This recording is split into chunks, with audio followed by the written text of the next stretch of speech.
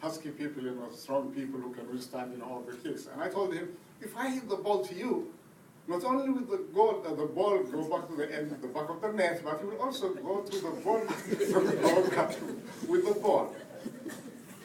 And he would say, that's not going to happen. And so I would kick on the ball for practically 5-6 hours. And he would be catching the ball right and left.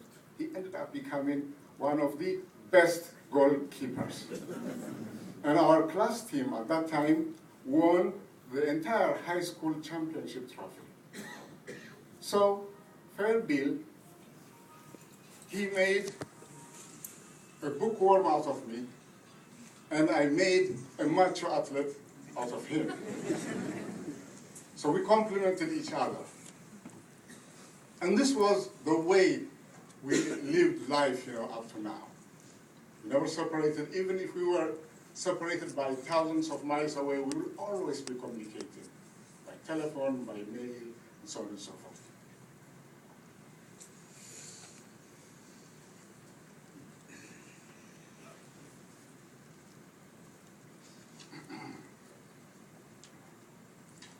Tekie, as an intellectual, assumed the role of a public intellectual. In other words, education is not for self-aggrandizement or egoism and so on and so forth, but it has to be used for the public good. It has to be used for serving the people. And this is what we saw throughout his life, writing and writing and writing about worthwhile cause, whether it's in defense of Eritrea or promoting economic cooperation and development in Africa. He could easily have gone to places like the World Bank or international organizations. His preparation, academic preparation, was suited for that. But he never saw any use of these organizations to developing the world or helping human beings everywhere. So he tried to do whatever he can as a free spirit, as a writer, as a researcher. And when it came to Eritrea, it was something sacrosanct for him. It's untouchable.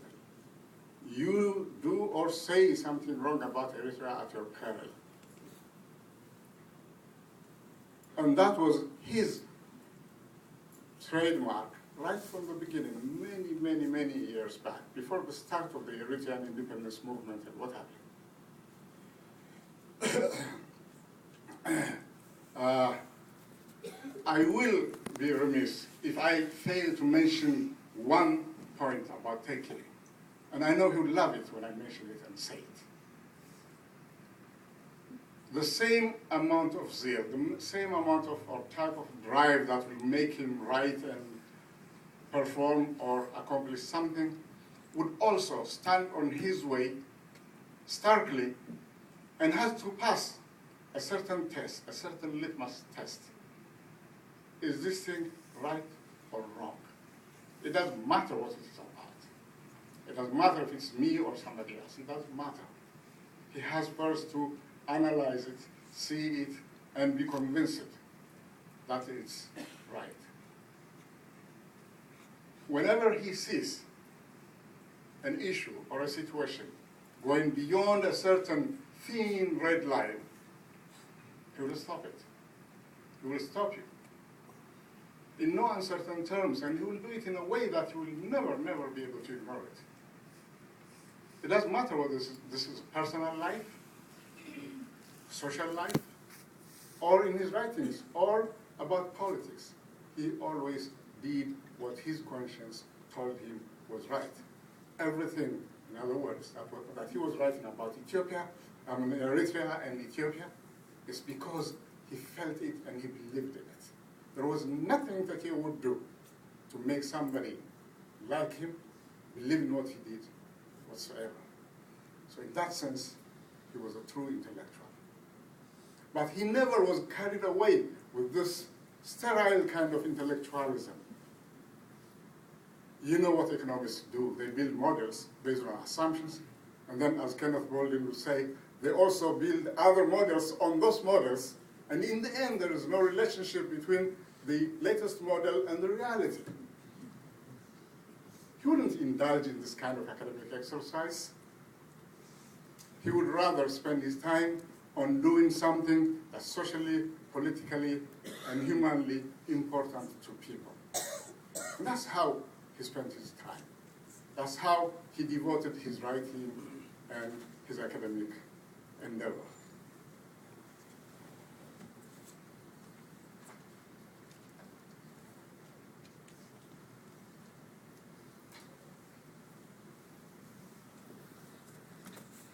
A couple of situations that I would like to mention.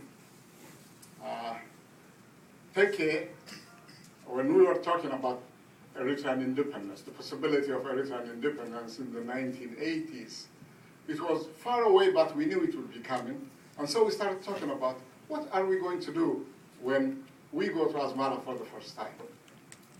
We had so many crazy ideas, but one of them was the first Sunday in Asmara, we're going to go to St. Mary's Church, where we were brought up, and attend Mass.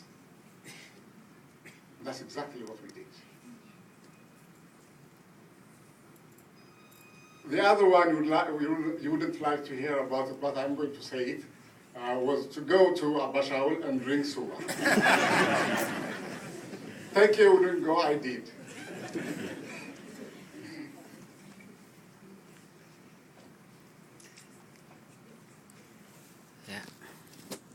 As we bid farewell to Tekie, I know there are other people who are going to welcome him. I know dear friends like Mabratu and Kidane Kipro, both heroes of the Eritrean resistance are there. And he's going to join them ahead of me.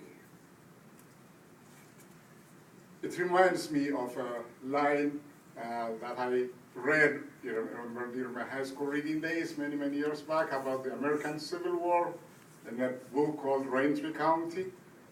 And it ran like this. Many are the days since last we met.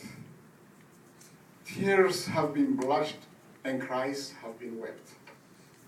Friends have been scattered like roses in bloom, some to their bridal and some to their tomb. And so this is the situation of one generation. And Tekie, many of our classmates and colleagues are still going strong. The only ones that passed ahead of us were those that put themselves on harm's way. And now it's the beginning. Tekie is opening the way for the rest of us. The irony of life is that Tekie was married on this New Hampshire Avenue, just a couple of miles down the road. And now we have this ceremony here.